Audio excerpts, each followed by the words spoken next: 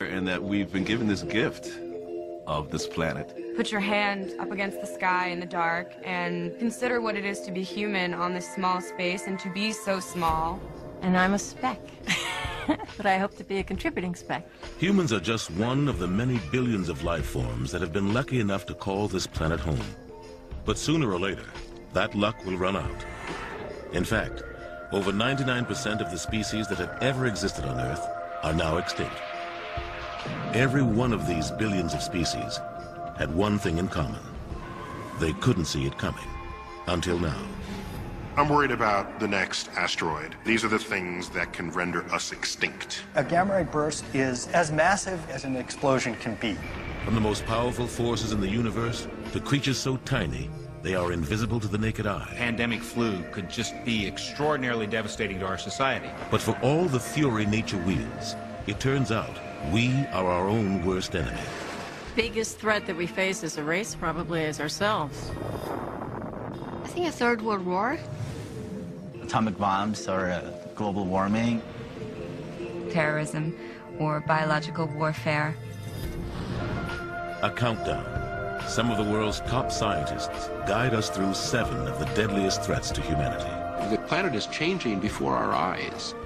We could kill 8 billion people. There are only 6 billion on the planet. It would boil off, essentially, the whole top of the Earth's atmosphere. I don't want to be around for that day. The 7 deadliest threats to humanity. Some can destroy civilization. Others have the power to render us extinct, to bring humans face to face with their last days on Earth. For thousands of years, religions, great and small, have been warning believers about Armageddon. Christians, Muslims, Jews all preach that the final days will be marked by chaos, violence, and destruction beyond imagining. But only recently have scientists been able to come up with their own apocalyptic scenarios. We're taking you on a journey that's both breathtaking and terrifying. Top scientists from around the world will paint riveting pictures of 7 deadly threats, from the least likely to the most imminent. Some are not likely to happen in our lifetime, but they could wipe out future generations. And by acting today, we could dramatically change our ability and that of our children and grandchildren to survive. The largest threat that humanity faces is... The greatest threat to humanity is... The largest threat to humanity now would be terrorism. Nuclear bombs. Probably a virus. Waste of natural resources. It could be an asteroid, a comet, gamma rays. The end of the world is possible. It's more than possible. It's likely, but the question is when and how. Scientists say in 10 billion years, our sun will die, and so therefore will we. Of course, stars die every day, and that's where we begin our countdown, at number 7. Sometimes, when stars perish, they unleash the most powerful force in the universe, a radioactive light brighter than 1,000,000 trillion suns. Imagine if that power were unleashed upon us.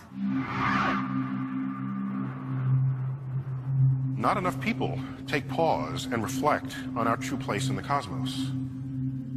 We like to think of ourselves as having power over our fate. No, not yet, at least. The powers of the universe vastly exceed any powers we wield. The power of nuclear gamma radiation has long been thought of as mankind's deadliest weapon. But in the early 1970s, American scientists discovered that the power was not man's alone. While searching for evidence of Soviet nuclear testing, NASA's spy satellites began sending back readings of abnormally high radiation, far greater than any bomb the U.S. had ever seen. Scientists immediately tried to pinpoint where on the planet the blasts were originating. But to their astonishment, they found that these bursts of gamma rays were not coming from the Earth, but were coming from space. Completely unexpected. Scientists trained their satellites on the cosmos and started searching for the source of what they now call gamma ray bursts.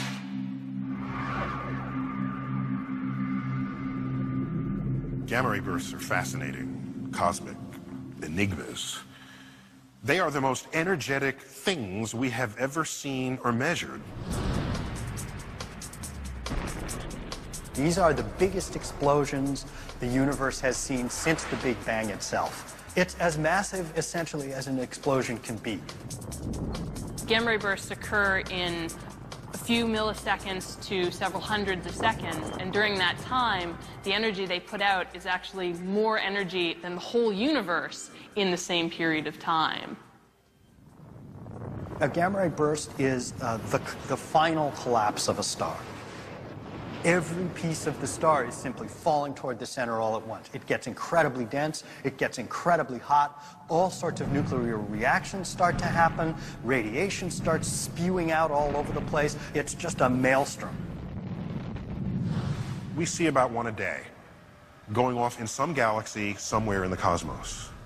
These gamma rays are at safe distances. They're just cosmic curiosities in the night. But suppose a gamma ray burst happened nearby, in our own galaxy.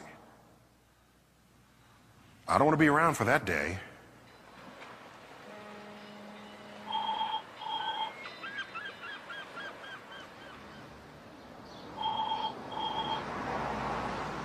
Because gamma ray bursts travel at the speed of light, towns around the globe would have no warning that a cosmic disaster was about to unfold.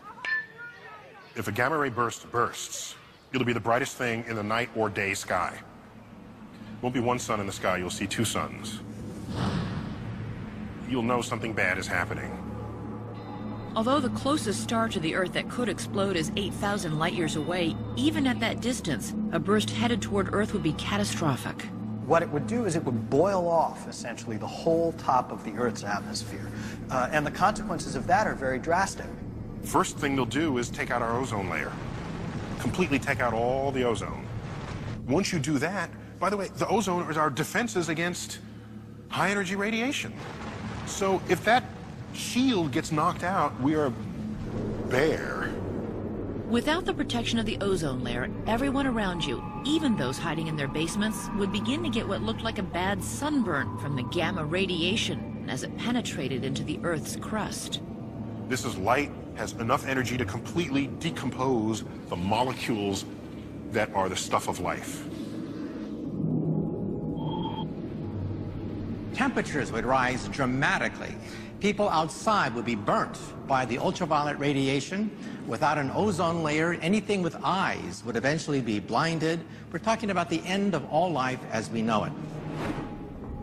Within days, the radiation would begin to impact every living thing on a molecular level, stopping all cells from reproducing. Our fingernails and hair would stop growing, and worse, the cells in our intestines would stop regenerating, leaving us unable to absorb food or water.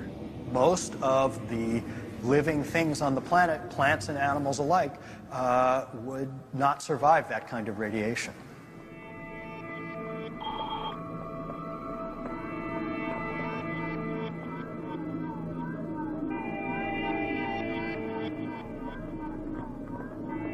After 1 month, almost all life would be gone from the face of the Earth. However, the remnants of our civilization, the buildings, cars, street lamps, would remain intact.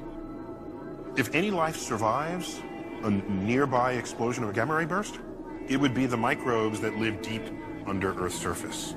There's some hope that life on Earth would continue, but bacteria will rule the world.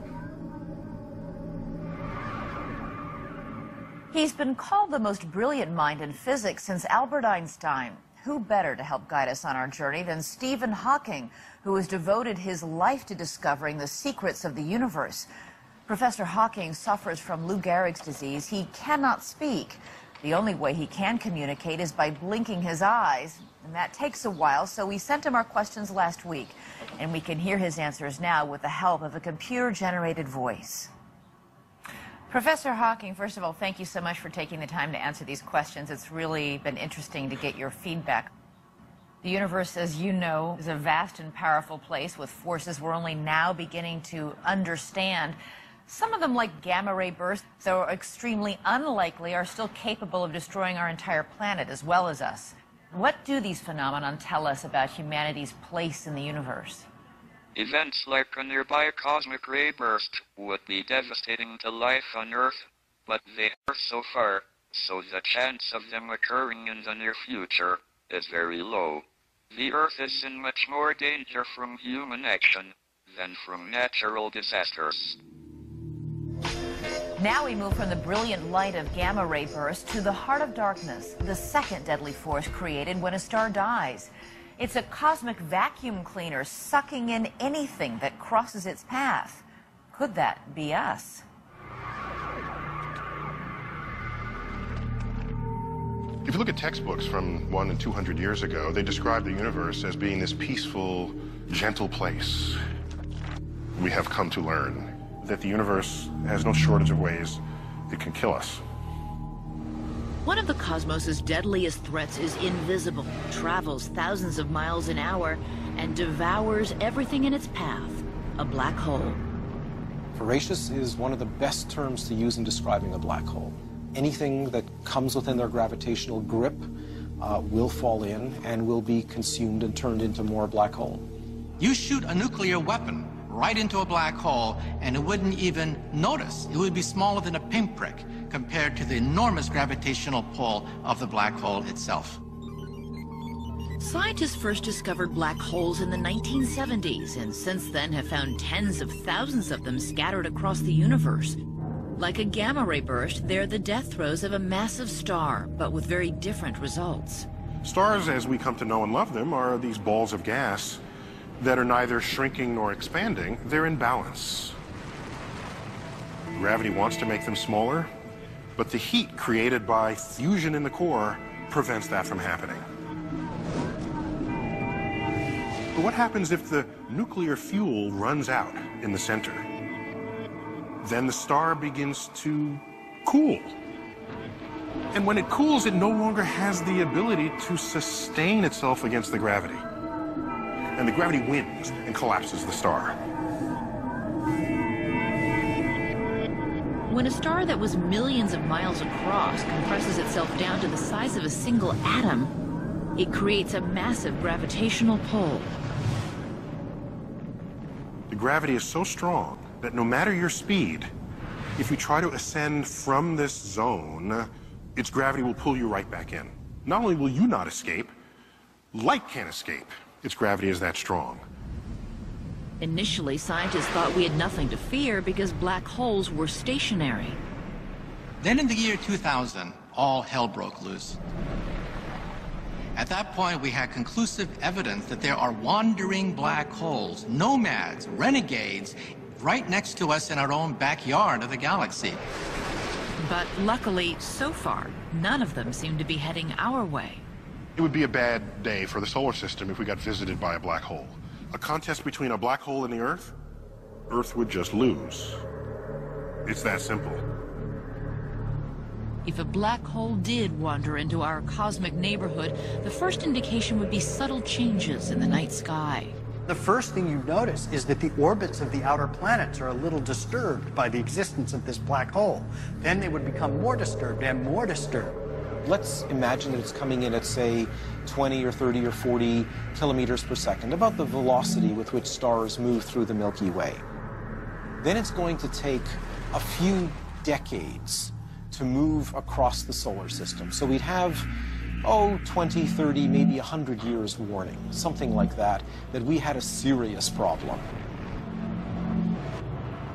Within days of discovering the black hole, scientists would be able to tell us when and how we were going to die. Because the black hole would wreak havoc across the solar system, there would be no escape. It would be very much like seeing a predator come in to your village and not being able to do anything. As the black hole got closer to Earth, its gravity would begin to cause dramatic changes on the planet. The tidal effects on Earth are going to be extreme. The tides on Earth are not going to be feet high or tens of feet high, but they're going to be miles high. And so the oceans will wash over the continents, and that probably would do in most people on Earth. If there were survivors, they would be huddled on the remaining patches of high ground. the psychological effects on everyone would be pretty bad. You'd know that it was over, that basically our existence on Earth as we knew it was over. In the planet's final years, the black hole would begin to affect the Earth's orbit, causing winter's temperatures to plummet and summers to be unbearably hot. When you finally get close enough for the black hole's gravity to start dominating the gravity of the Earth, then you start hearing the sucking sound as the atmosphere is sucked off through space towards the black hole, followed by everything that isn't nailed down on the surface of the Earth. What will your body do in response? Your body will begin to stretch. Now, the body's kind of elastic. You know, you can stretch a little bit. That's what you do before you work out. You stretch. So it might even feel good at first. But then the difference in force of gravity will continue to grow. And there'll be a point where it will become decidedly uncomfortable for you. Your feet would be ripped off of your body, followed by your legs, torso, etc. You're 1 piece, 2 pieces, 4 pieces, 8 pieces, 16, 32, 64, and you bifurcate your way all the way down to the singularity. I think if you gotta go, that's gotta be fun. If I were to pick a way to die cosmically, that would be the way to do it, for sure.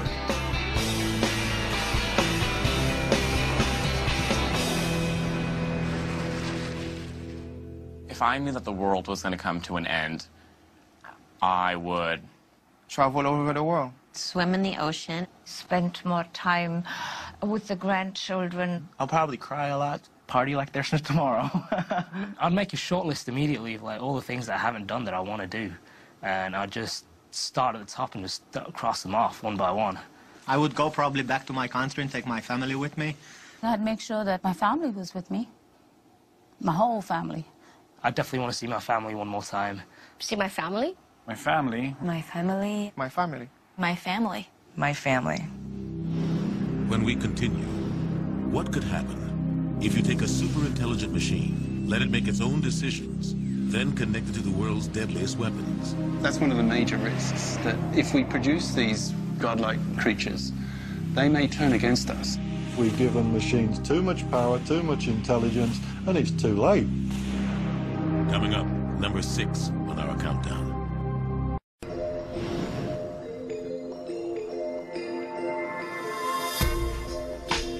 We live in a world where science fiction is becoming real life all the time. When many of us were growing up, computer chips and cell phones lived only in the imaginations of writers and scientists. Now we can't imagine life without them. And that is the making of number 6 on our countdown of threats to civilization. Where will technology lead us? Will catering to our convenience be the death of us? Computers can, in principle, emulate human intelligence, or even better it. The result is that computers are likely to overtake humans in intelligence at some point in the next 100 years. As a species, we are number 1. We're the dominant species. How is it that we've got that way? I believe it's our intellectual capabilities. So if something comes along that intellectually outperforms us, then it has the potential to take over.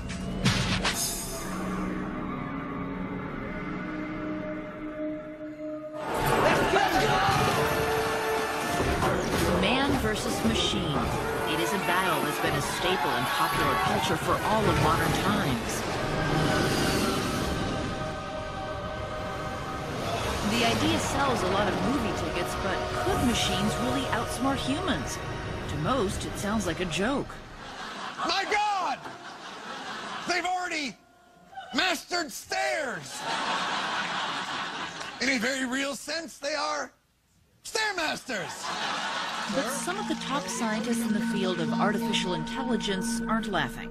They say that massively intelligent machines could actually threaten humanity. Will it be possible for humanity to build, to create creatures, machines that are so powerful, so intelligent, that there's a genuine risk they could wipe us out? Yes, yes, definitely. But so far, massively intelligent machines don't exist. To understand how they will become a reality, scientists say, just do the math. The electronic capacity you can put into a chip nowadays is doubling roughly every year or so. Common sense, if you take any old number and you multiply it by 2, by 2, by 2, by 2, by 2, after a while you'll end up with a huge number, and that's the case today. 60 years ago, the world's most powerful computer weighed 30 tons. Today, a device billions of times more powerful can fit into your pocket. So at what stage could machines start becoming smart enough to be a threat, approaching human intelligence levels, and in a sense, answering back? Artificial intelligence has already given us computers smart enough to diagnose our illnesses, run our factories, invest our money, even beat us at chess. In 1997, a supercomputer named Deep Blue was able to defeat humanity's best chess player, Garry Kasparov. Kasparov, after the move c4, has resigned. I see the potential of these machines becoming not just like double human intelligence, or 5 times or 10 times, but literally trillions of times, and that's a big problem. The more advanced our technology becomes, the more control we give it. Where will it stop? What it is really is humans giving up the power, giving up the ultimate decision-making to the machine, and then, in the military sense, one can see the power to do something about those decisions.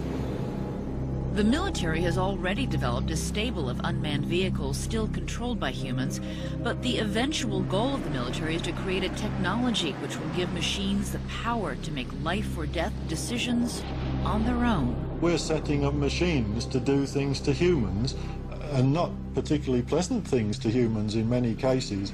I think if they just had a small fraction of humanity in them, machines, then they're going to be awful. Open the pod bay doors, Hal. I'm sorry, Dave. I'm afraid I can't do that. In 1968, director Stanley Kubrick gave us the HAL 9000, a super-intelligent computer known affectionately as HAL. I know that you and Frank were planning to disconnect me, and I'm afraid that's something I cannot allow to happen. In a high-tech version of self-defense, HAL takes charge and outsmarts and kills some of the astronauts. That's one of the major risks, that if we produce these godlike creatures, they may turn against us. The astronauts were able to turn HAL off, but what if a computer like HAL was connected to millions of other computers? They would virtually be in control of everything, our economy, our medical systems, our water, whatever. So if they took it into their heads to, if they had heads, whatever, into their intelligences to exterminate us, I don't see that being a major challenge for them. Scientists say it would be just like a scene out of the science fiction film The Terminator, only this time life would imitate art. In 1 hour, it will initiate a massive nuclear attack on its enemy. What enemy? Us! Humans! It's like walking towards a sheer drop on a cliff face and saying, yeah, let's put some more intelligence into machines. Everything looks all right.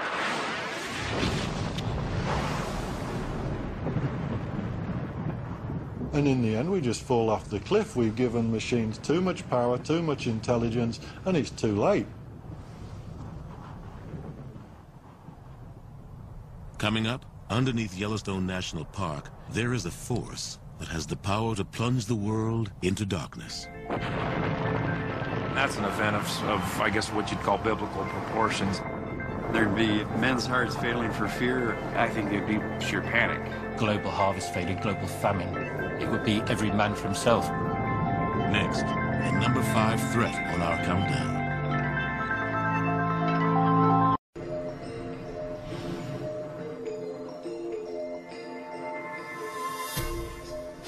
Number 5 on our countdown is a threat closer to home. In fact, don't look up, look down, because what lies beneath could really rock your world. There's no doubt, and many people have said this before, but we exist on this planet purely by nature's consent. If nature decides she's had enough, we're out. Many of the threats we face come from above. However, only one comes from beneath. What we think of as solid ground, the Earth's crust, is only 25 miles deep, and beneath that is a pressurized ocean of molten rock looking for a way out. Occasionally, it finds one. Case in point, Pompeii, on the Bay of Naples in the shadow of Mount Vesuvius.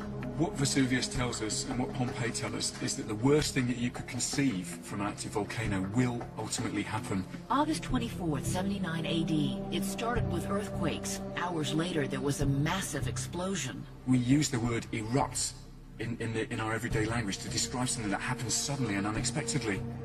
Vesuvius erupted into their lives. An entire city frozen at the moment of destruction. The people who died buried in ash, a testament to the frightening power of the blast.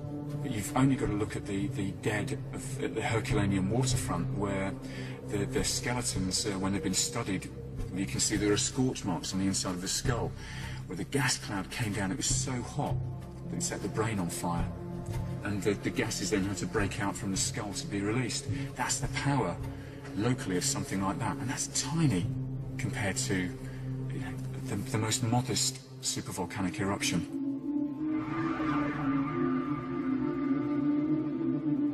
A supervolcano really is a volcano which generates the biggest eruptions that we know about. Now, that means something big enough, for example, to cover the entire UK or the entire state of Connecticut, I suppose, in a vast amount of debris, sort of 10 meters deep.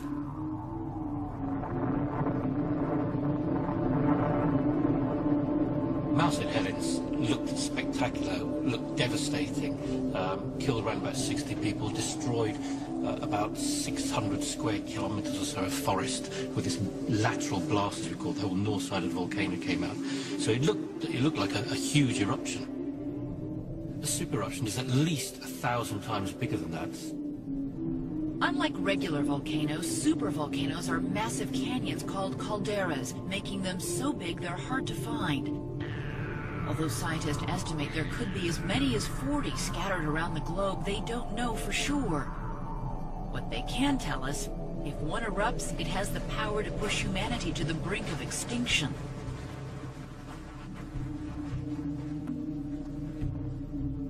If we look at the big supervolcanic eruption about 74,000 years ago, Toba in Sumatra, we can see from the genetic records that almost immediately after the eruption, humanity went through a genetic bottleneck.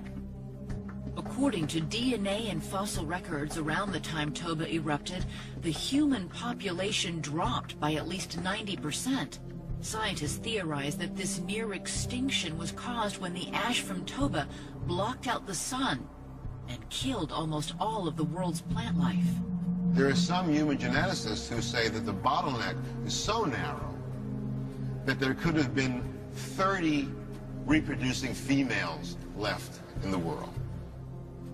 The bottom line is that when one of these eruptions occurs, it's going to be a global disaster. The only question is when and where.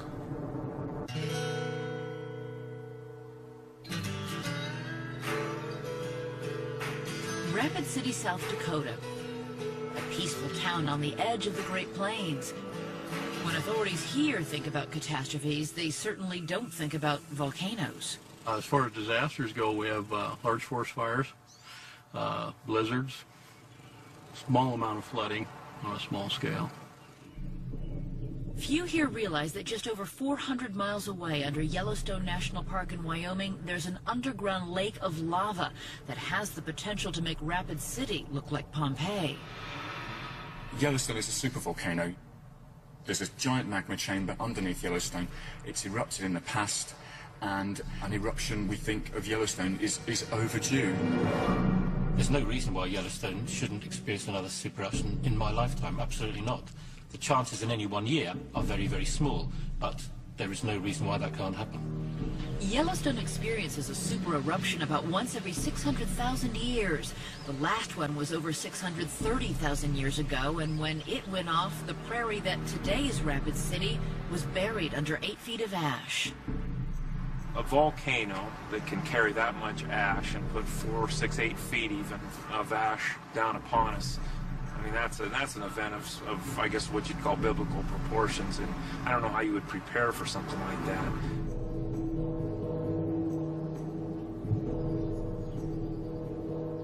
It is especially hard to prepare when scientists can't tell us exactly what the warning signs are.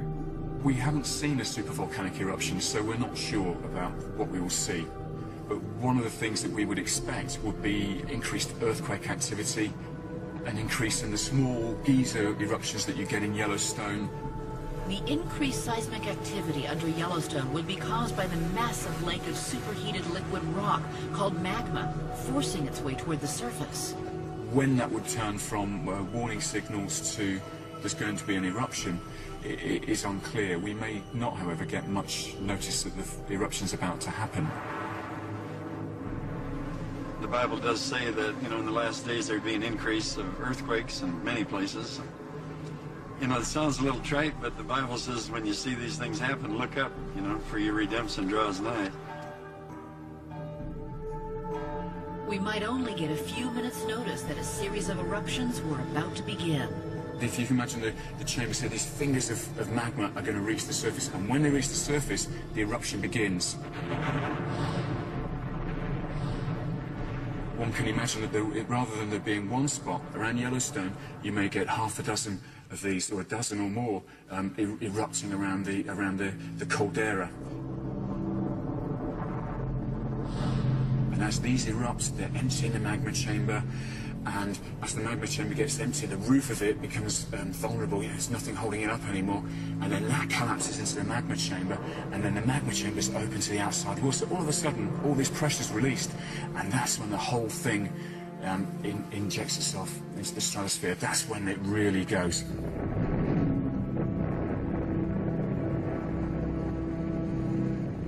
In Rapid City, those watching live television images from the park would suddenly see their screens go blank.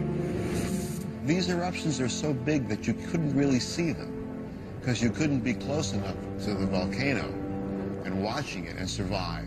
You could watch it from satellite. You could see the volcano erupt, and you can see the ash cloud begin to spread. The explosion would incinerate everything within a 100-mile radius and send a massive cloud of poisonous ash racing across the plains. It would take less than half an hour to cover all of Wyoming and cross into South Dakota.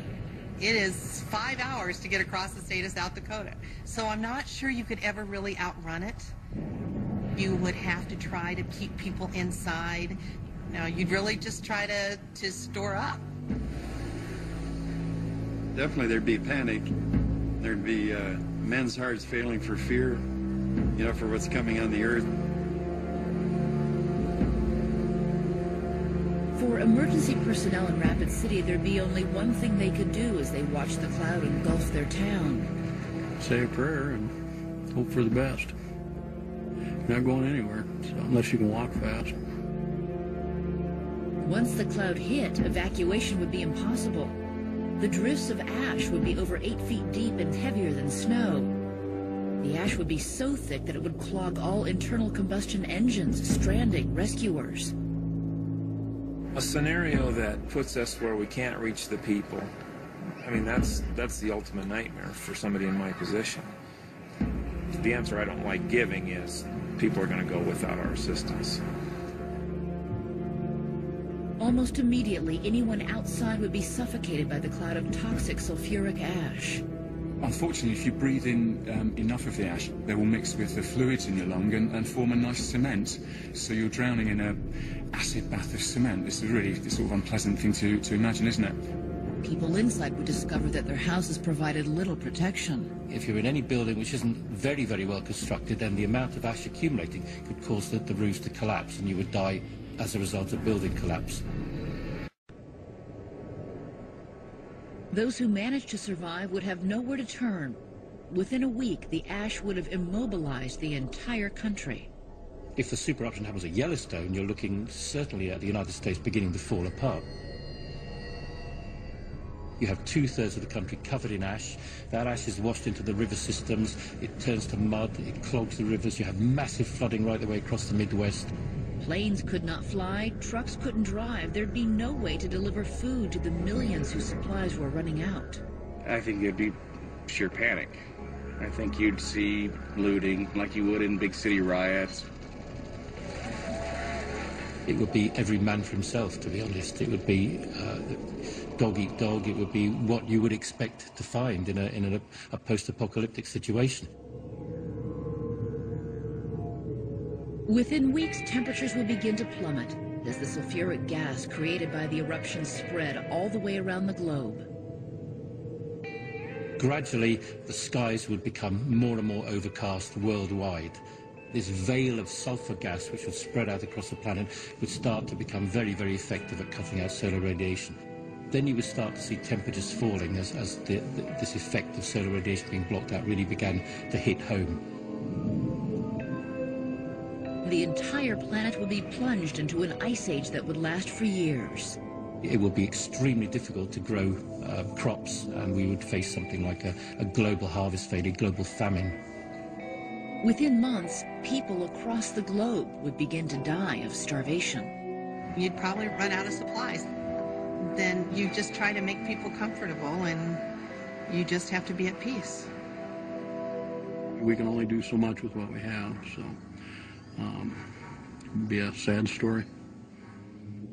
If the experts are right, a year after the eruption, the only survivors would be those people who had banded together and figured out a way to grow food in this new world. We'll have to go back 200 years to where we actually cooperate, and our focus will be entirely local, because it's only local resources that we're going to be able to exploit with any reliability for maybe a generation. I can't see any situation where the human race is wiped out. There are just too many of us. So we will get through it, I'm sure. But I'm not quite sure what our civilization will be like when we come out the other side.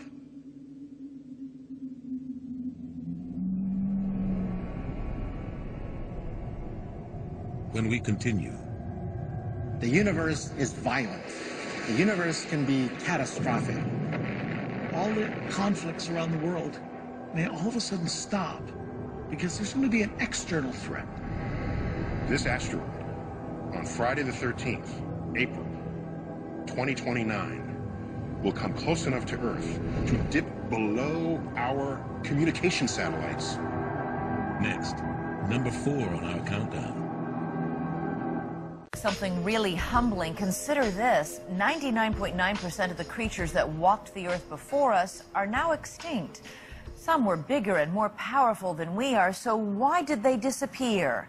The answer lies in number 4 on our countdown. Could their fate ultimately be ours?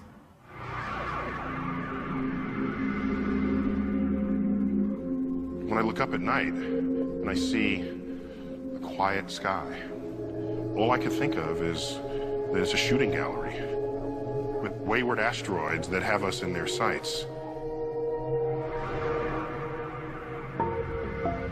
Asteroids are chunks of rock believed to be the debris left over from the birth of the planets. They can be as small as a grain of sand or as large as the state of Texas. I'm not worried about the black hole crumbling Earth. I'm not even worried about the gamma ray burst. I'm worried about the next asteroid.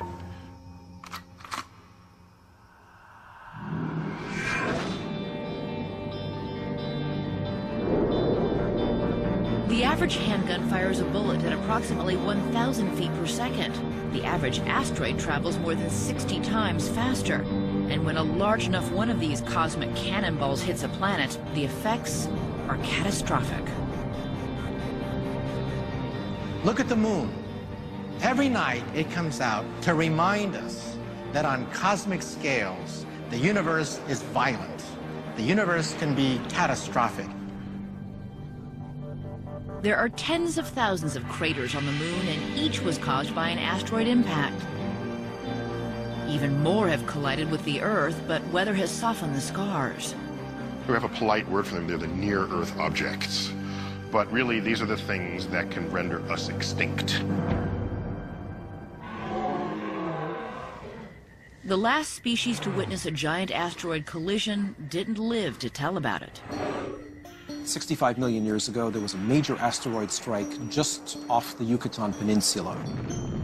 That almost certainly was the primary cause of the extinction of the dinosaurs.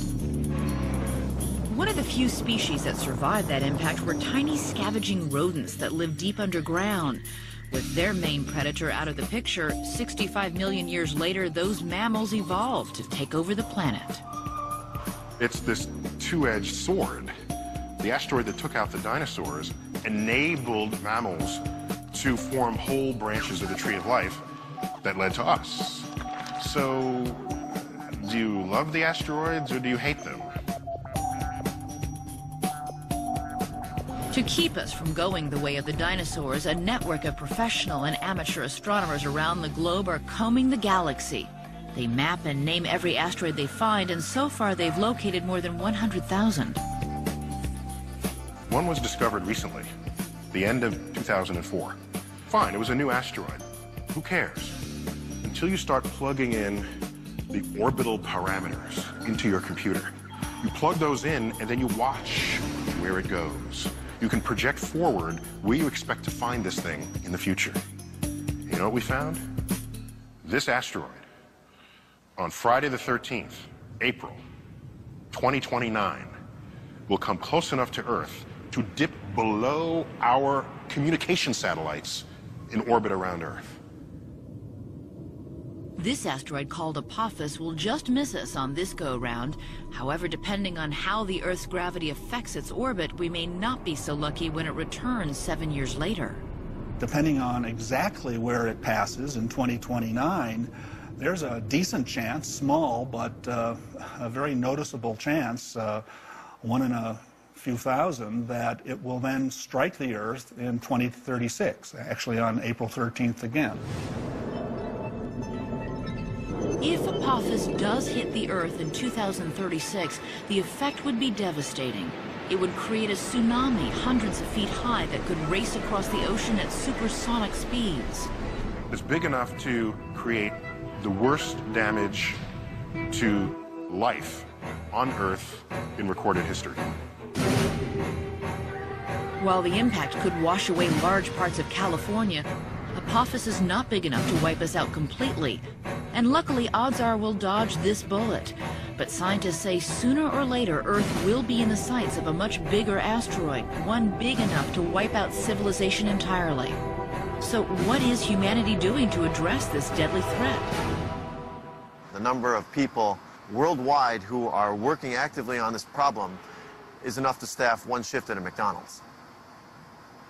And that's about accurate.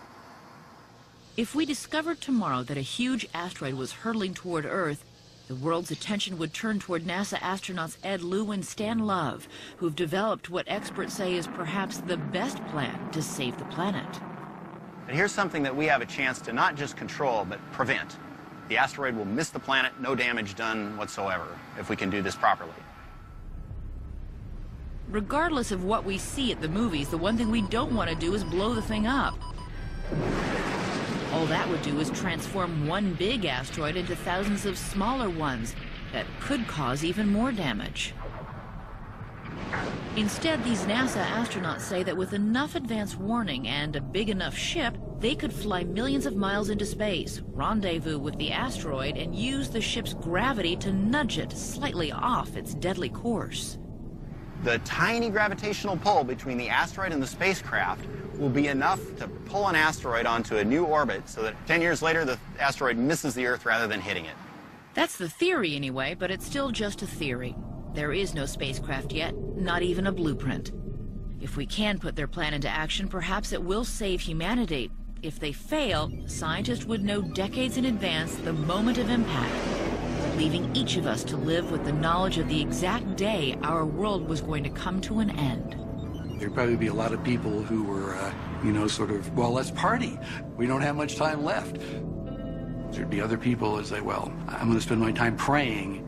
There'd probably be other people who were, determined to survive and, would go and try to find some way to optimize their chances. Even though there'd be little chance for survival, it's difficult to imagine that humanity would go down without a fight. Regardless of our chances, some would probably try to build self-sufficient communities deep beneath the Earth. As our expiration date grew nearer, governments might collapse and the money they back might become worthless.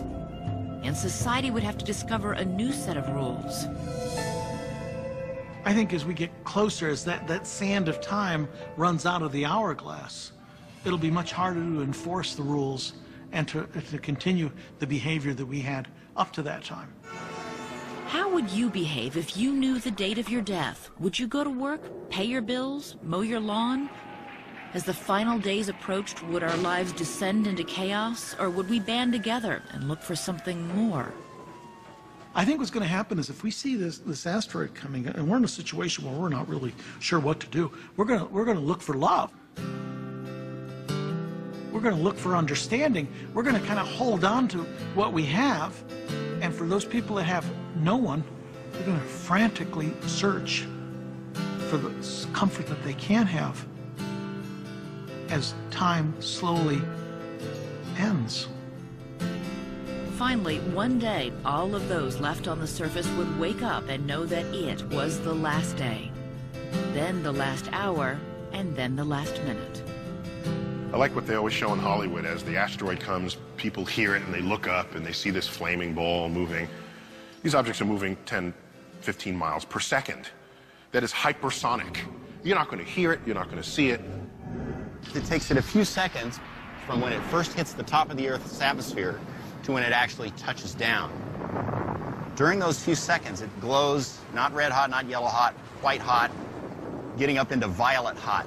And that is so hot that if you were anywhere on Earth in the big circle of maybe 1,000 miles diameter, where you could actually see this thing coming down, the heat and light coming off of it would just burn you to death immediately. Then it hits, and it starts digging the crater.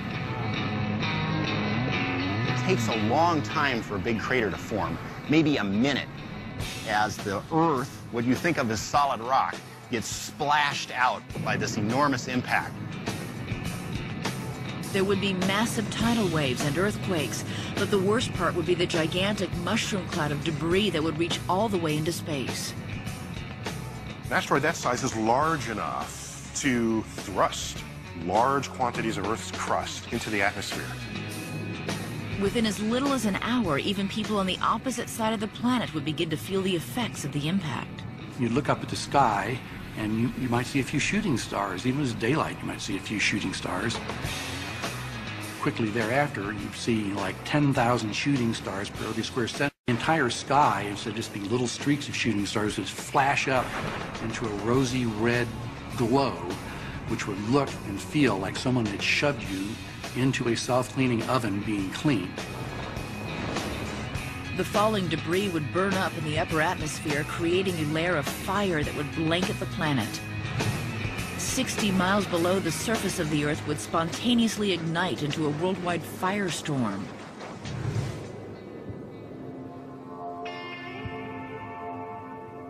If there were any survivors, they would emerge to find the planet pitch black, enveloped by a thick layer of ash in the atmosphere.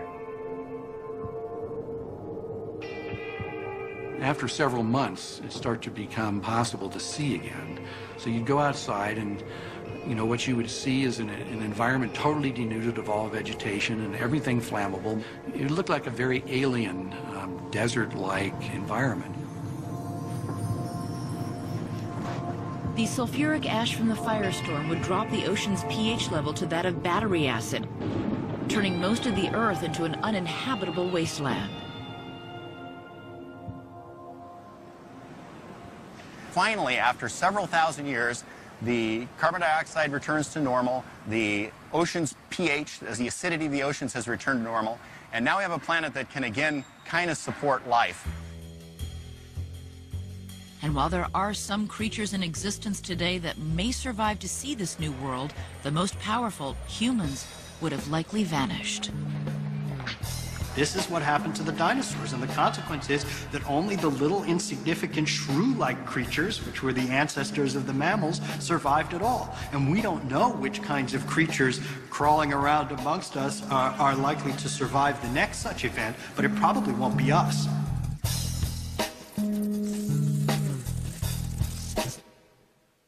I think if I was told that an asteroid was coming to Earth and was going to wipe us out, I think I would eat as much as I can. I quit work. I would be on my knees every day praying to God. I would see every Broadway show. I'd love to drive Ferrari once. I would spend all my money. I would call up Hugh Hefner and try and get into the Playboy Mansion. I'm going to risk sounding selfish, but I'd really like to experience what it'd be like to have a child. I'd like to have a kid. I'd want to have kids right away. Well, considering I've had 3 children back to back, I'd probably have a margarita. Next, when we harnessed the power of the sun, it was perhaps our greatest achievement. But can we control what we created? There's several ways a nuclear war could start. The most likely is by accident. We could kill 8 billion people. There are only 6 billion on the planet. Number 3 on our countdown.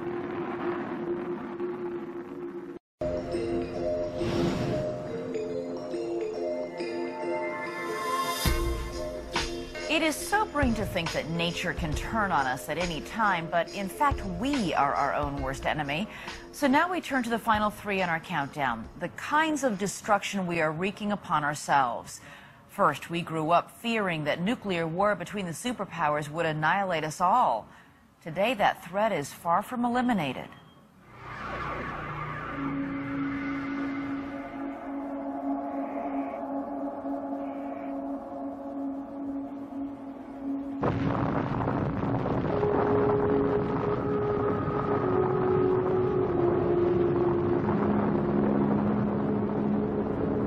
As J. Robert Oppenheimer, father of the atomic bomb, watched his creation explode over the New Mexico desert, he understood that in that one instant, man's place in the universe had changed. I remembered the line from the Hindu scripture, the Bhagavad Gita. Now I am become death, the destroyer of worlds. I suppose we all thought that one way or another. They understood what they were doing. They were unleashing a power unlike any humankind had ever had. We now had the ability not just to kill others, but to kill all other human beings. Man now possessed a power that until then had only been found in the heart of a star. We were literally taking a piece of the sun and duplicating it on Earth. The power that gives energy to all of the universe, we now had understood and replicated. It's an amazing achievement, but it carried with it tremendous danger, and that is the paradox. Can we control what we've created?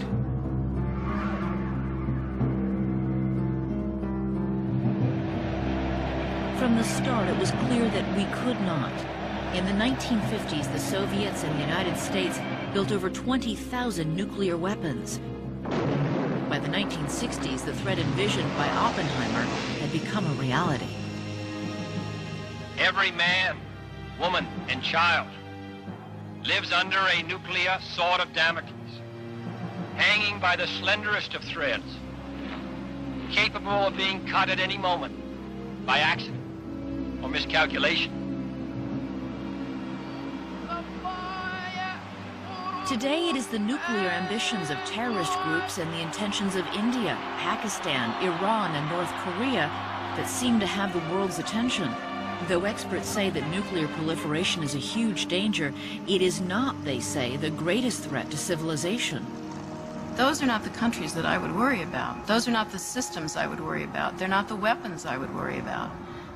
I think the elephant in the room is still the fact that Russia and the U.S. have not stood down from their Cold War launch readiness. The Russians and the U.S. still have thousands of weapons, many of them ready to launch within 15 minutes or less. This is enough to destroy both countries and, in fact, the world. The number of weapons we have is the equivalent of 80,000 Hiroshima bombs. The bomb on Hiroshima killed 100,000 people, and we've got 80,000 of those. We could kill 8 billion people. There are only 6 billion on the planet. In a world where Russia and the U.S. are at peace, what could set off a nuclear exchange? There's several ways a nuclear war could start within the next decade or so. The most likely is by accident. a side misinterprets the actions of the other, thinks they've launched a nuclear attack, and they respond in kind. The U.S., like Russia, does not have a functioning missile defense system. So if U.S. radar picked up an incoming rocket, we would have only 15 minutes to decide how to respond.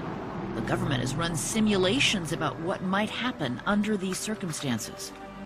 We've run a lot of exercises on what happens if U.S. forces see an incoming missile.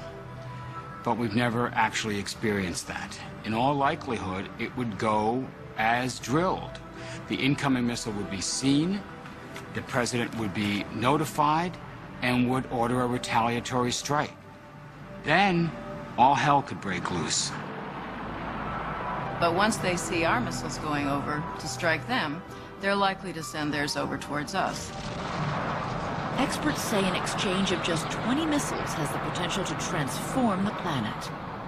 You set off a large number of nuclear explosions, you were going to put in the atmosphere enough debris to block off the sun's light.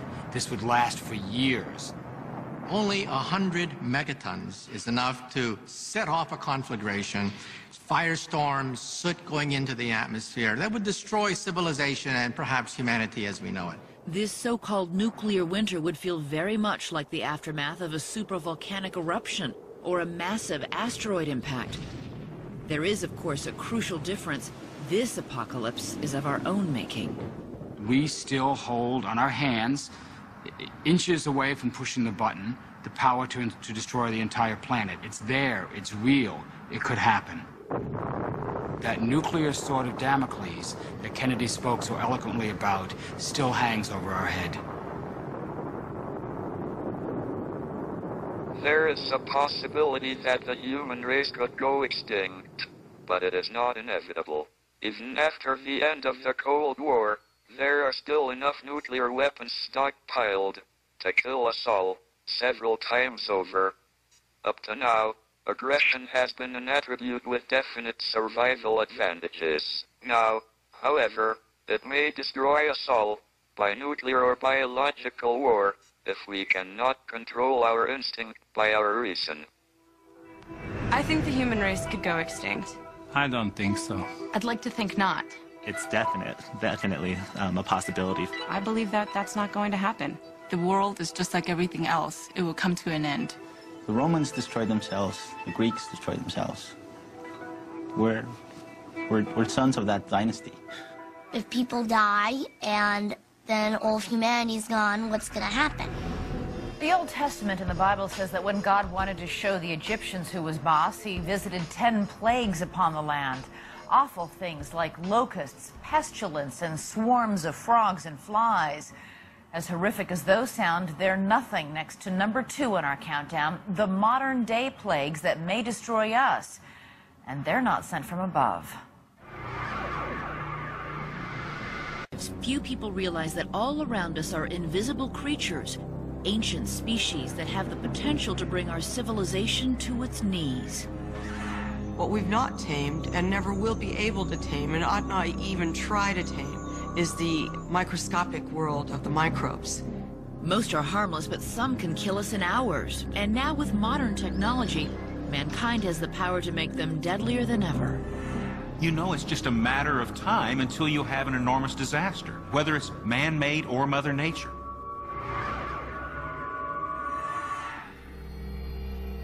The World Health Organization predicts millions could die. 11 flu outbreaks in birds just in the last month. If left unchallenged, this virus could become the first pandemic of the 21st century. The H5N1 strain of avian flu has been causing a worldwide panic. But why are health officials so frightened? For the answer, experts say you only have to look back 90 years. In 1918, we had one of the greatest pandemics ever to hit Homo sapiens. It wiped out perhaps 40 million people. More than that died from World War I. The flu hit some cities so hard the dead bodies overflowed from the morgues. Caskets were lined up in the streets. We had little caskets for the little babies that stretched for 4 and 5 blocks. This global tragedy was caused by a flu that killed less than 3% of the people who caught it. Experts say the current avian flu could be many times more lethal, and that it has the potential to be the deadliest pandemic mankind has ever seen. And even if we dodge this bullet, another deadly disease will surely emerge. In fact, experts say we are overdue. Pandemics are like earthquakes, hurricanes, and tsunamis. They occur. There have been 10 of them in the last 300 years. We know we're going to have more in the future. One of which just might be capable of being a true, massive, catastrophic pandemic that circulates the world and takes out very considerable percentage of the global population. But as lethal as Mother Nature can be, today man can be much more deadly. See, Mother Nature can be terribly harsh, and H5N1, pandemic flu, could just be extraordinarily devastating to our society. However, from my military background, I would probably still say the one that scares me the most is man-made, because it's a thinking enemy. We have used germs as weapons for centuries. In the 1300s, Mongol armies catapulted plague-infected corpses over the enemy's city walls. In the 1700s, the British gave smallpox-infected blankets to Native American tribes. And then by the Cold War, we were able to take germs to a whole new level. They wanted agents which would kill more people, which would kill people easier, which would have severe symptoms and so on. Sergei Popov headed genetic engineering projects in the former Soviet Union's bioweapons program. He says it is possible to take smallpox, one of the greatest natural killers, and engineer it to be the ultimate weapon. A typical smallpox kills 30% of infected people. The re-engineered smallpox would differ from this. I believe it would kill 100% of people. The revolution in biotechnology has made germ engineering cheaper and easier than ever. There are now tens of thousands of people with the expertise needed to build a new virus, and the number grows by the thousands each year. What's more, the instructions and the formulas are available on the internet. We lived for many decades under the threat of nuclear annihilation. Fortunately, there were a very limited number of people who had their finger on the button.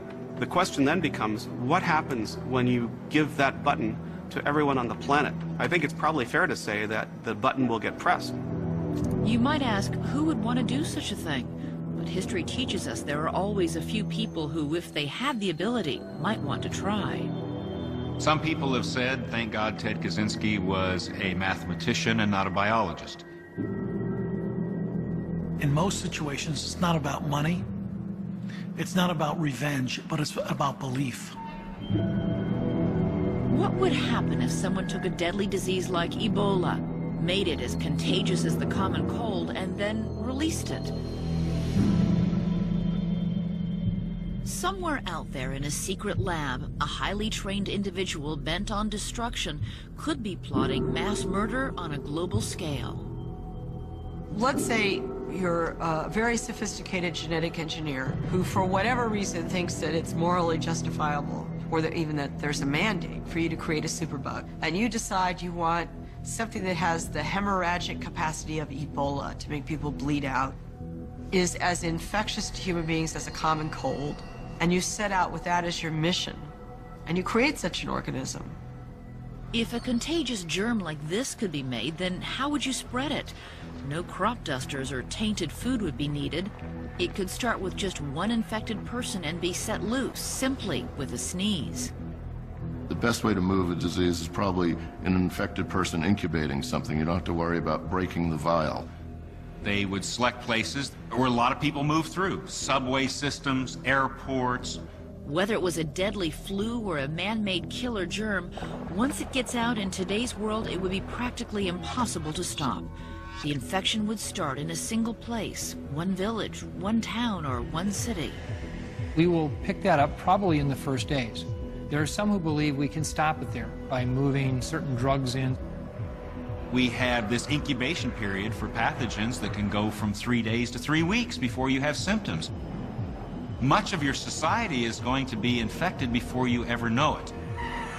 With air travel and transport, it'll be around the globe within days or weeks. As news broke that people were dying of an incurable infectious disease, many government leaders might close their borders and international travel might grind to a halt. All of this would be very much in our face, on the news, in the newspaper. First, there's going to be mass panic.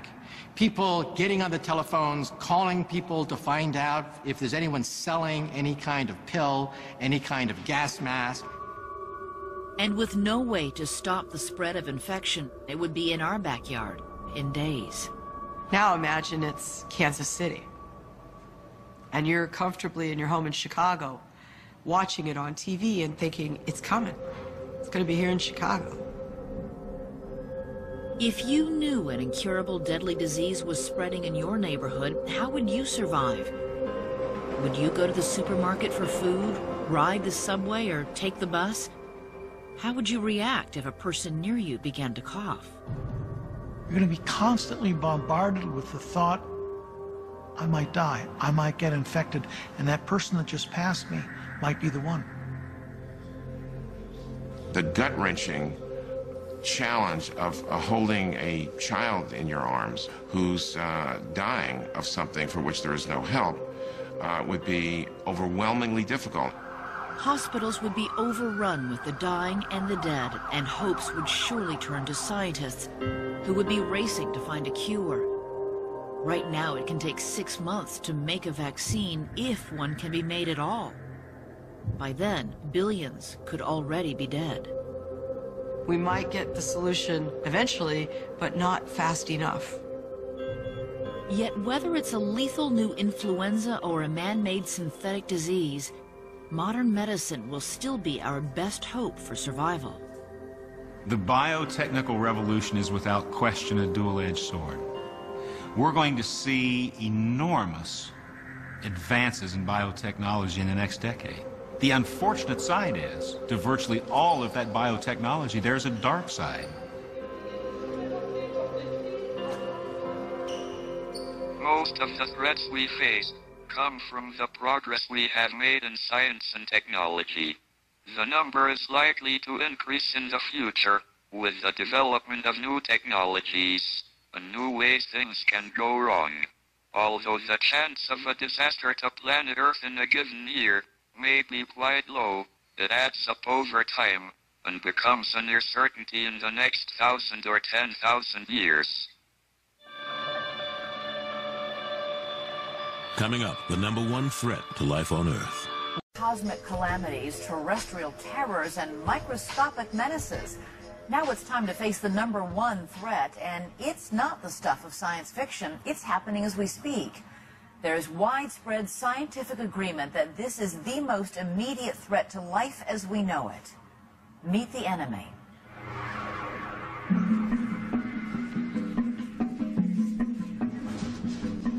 I'm Dick Williams from Kansas City. I'm a trucker.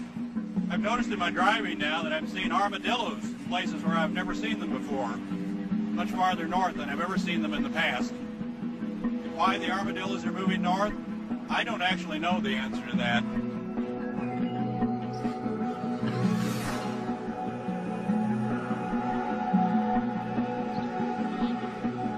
My name is Barbara Levine. I'm a retired elementary school teacher. Well, this was the plant that meant the most to me.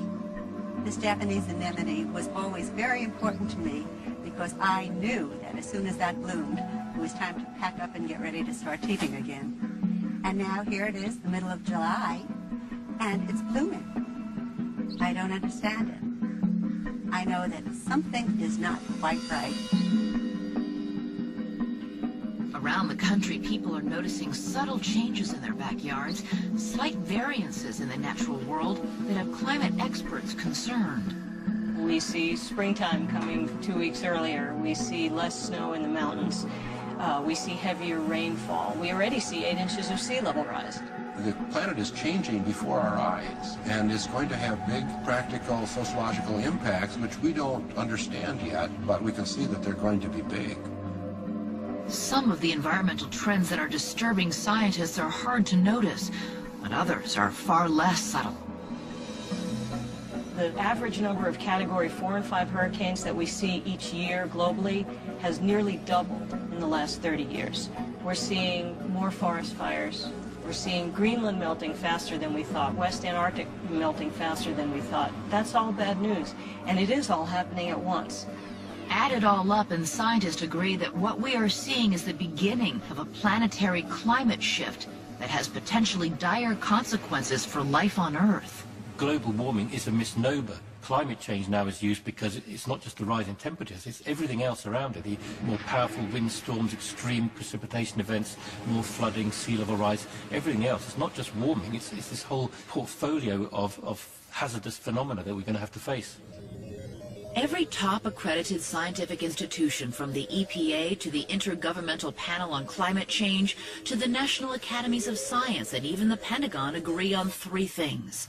1, climate change is real. 2, we humans are spurring it on. And 3, left unchecked, it has the potential to escalate into the largest global catastrophe mankind has ever known. Scientists can never be certain. That's one of our weaknesses, as you well know. But the probability of this changing the Earth beyond recognition is so high that any practical, reasonable person would treat it as if it were a certainty.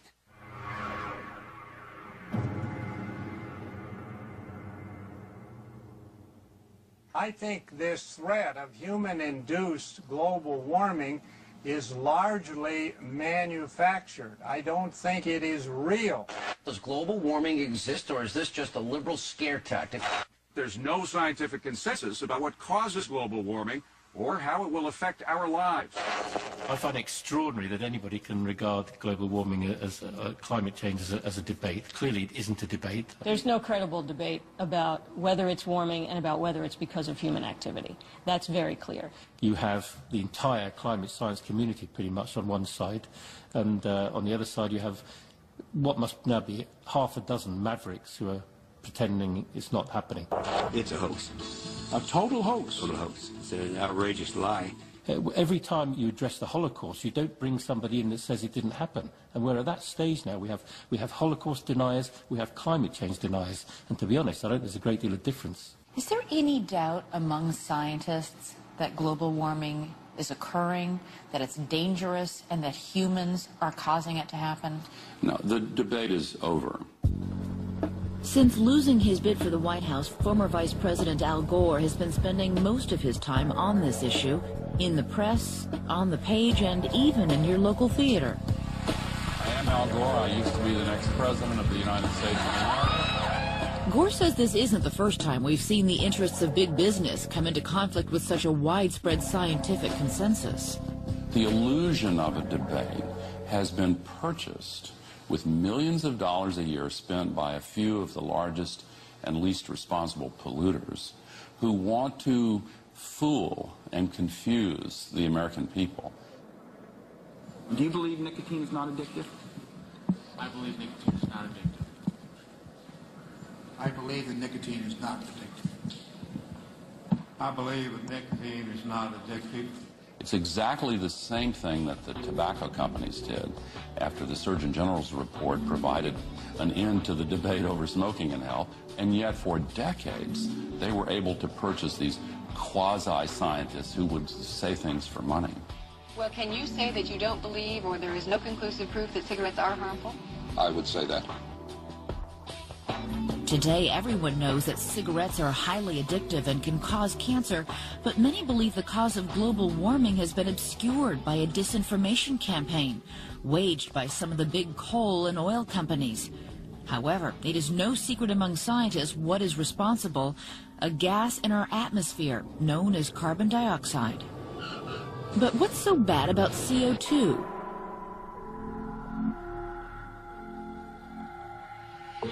Carbon dioxide is the most prevalent of the so-called greenhouse gases. That's the part of our atmosphere that traps the sun's rays, allowing only about 30% of the sun's heat to escape back into space.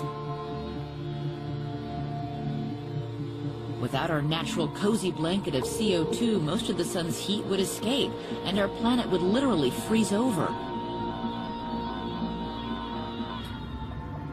On the other hand, if you added too much carbon dioxide, the atmosphere would absorb more and more heat until the Earth began to resemble Venus. Average temperature 900 degrees Fahrenheit.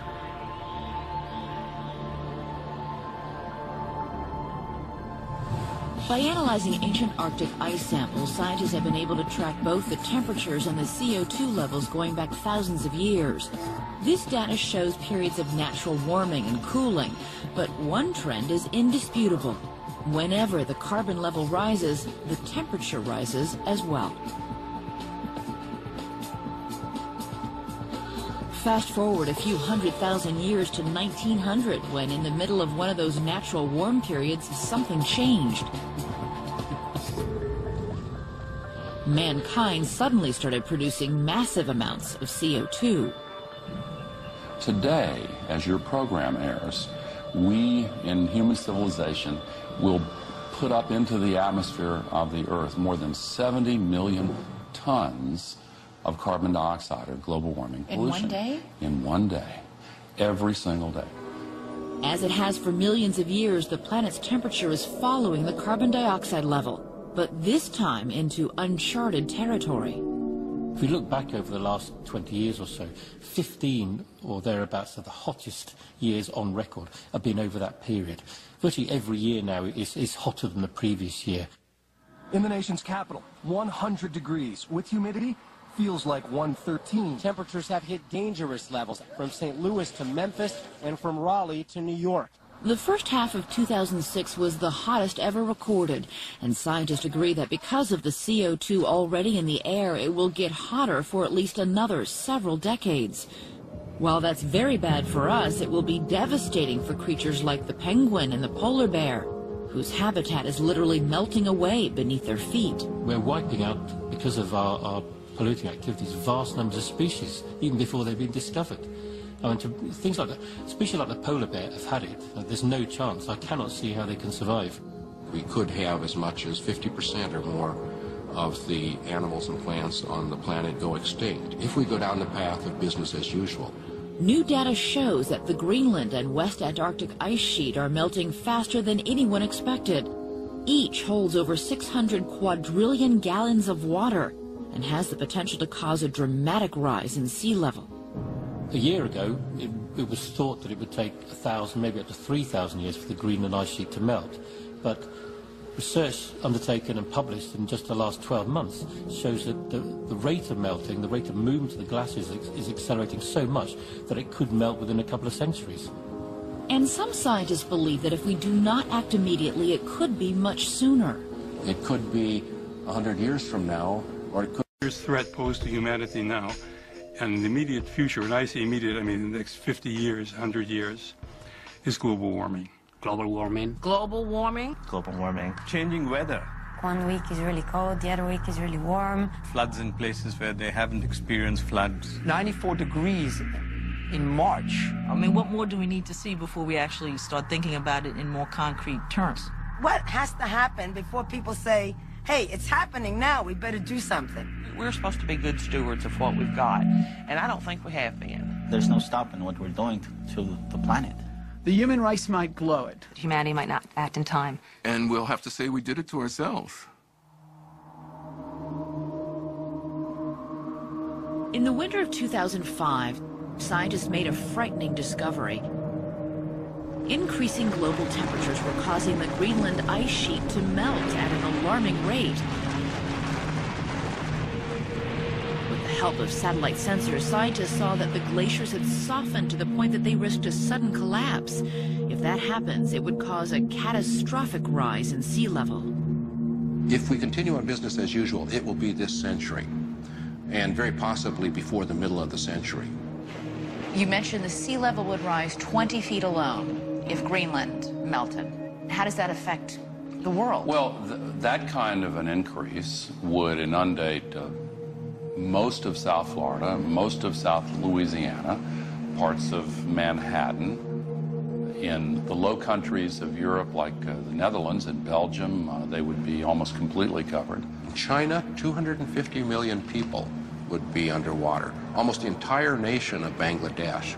It's even been speculated that if the sea level rise occurred fast enough, some major cities might have to be abandoned, like for instance London, because it's too complex and too expensive to build the seawalls as high as are necessary.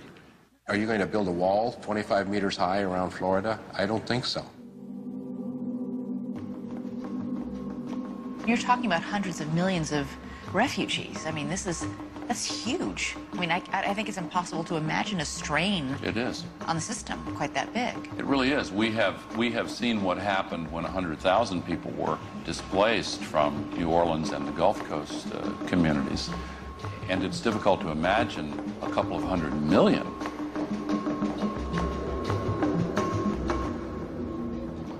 You're going to see mass migrations on a biblical scale. Obviously, the movement of people into new areas and the social ramifications of that are going to cause real problems. As an estimated 1 billion people worldwide are forced inland by rising waters, the remaining habitable land will ironically be gripped by a different kind of water crisis. In the West, 75% of the water comes from snowpack. We're going to lose that snowpack. We've built up cities, huge cities, that depend totally on that water.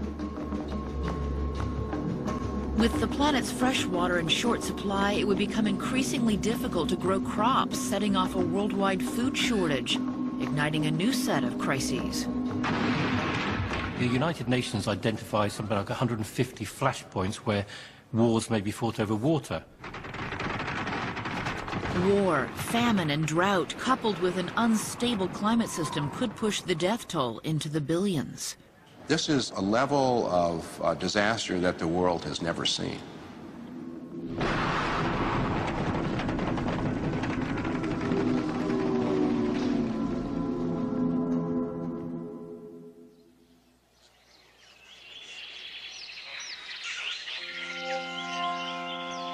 The future is by and large in our hands. We can choose between a modest warming and a radical warming. The generation now alive, the generation that you see looking around you for the first time in history, is the generation that controls the destiny of the planet itself.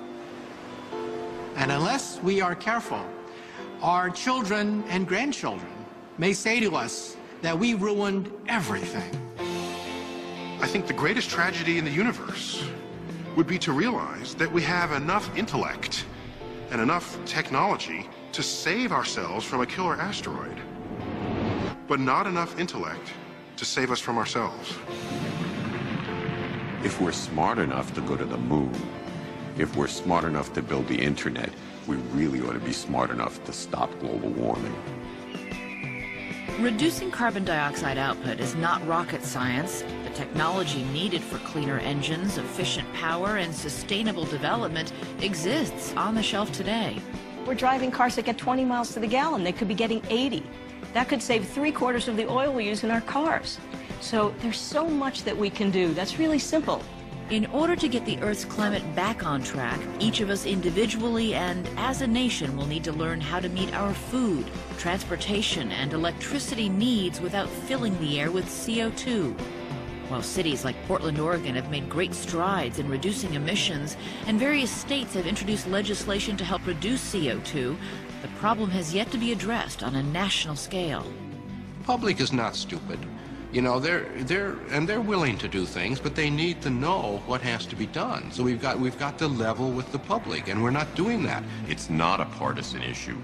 Serious people in both parties want to move forward to start putting in place a framework for changing the way we do business, changing the way we use energy, reducing our dependence on fossil fuels. We haven't even tried to live sustainably yet, and that's what we will have to do. That's the lesson we have to take from this crisis that we're in. But even if we find the political will to make the necessary changes in the United States, I mean, what about China and India? China's putting a new coal plant online every single week. So even if we change, if the rest of the world isn't doing it, what good is it going to do? In order to convince China and India to help solve this problem, we have to provide leadership, moving first and gaining moral authority to require the others to join. It's obviously not going to be easy, but I think it is possible. And I think that the reason it's possible is because when we look at the alternative, it's unfathomable. To allow ourselves to destroy the world as we know it is unfathomable. So we have to global warming urgently, if we still can. The Earth is in much more danger from human action than from natural disasters. This is not a prediction of doom, but a wake-up call.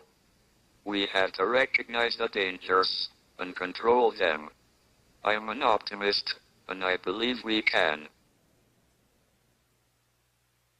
We live on a very tiny planet orbiting an average star in a massive galaxy, and remarkably, we're the only creatures that we know of that have started to unlock the secrets of the universe. Whether it is part of a grand design or just luck, it is amazing that we are here thinking about our future. The speed of change has been so incredible. Our curiosity, our ingenuity, and technology have brought us to a crossroads. Unless we get hit by some cosmic bus, most of the serious problems we face we can cope with and survive. We have the power to shape our future. The question is, will we? I'm Elizabeth Vargas. Thanks for watching. I think every start has an ending. One day you are burning, the other days you are growing up. One day you should say goodbye. There's always doomsayers, and I'm not one. I guess I'm a glass half full kind of person. If something happens from outer space, what are we going to do? Run around like ants, hysterical? Granted, we have some lunatics, but they had lunatics before, and they'll probably have lunatics after. I don't spend my days worrying about the end of days. Well, I want the next generation, like my kids, to be able to live in a safe world. Well, why should I be afraid? I can't do anything about it. People in general and nations and I think the world come together in the time of challenge and difficulties. We're on this rock and we're floating and we gotta work this thing out.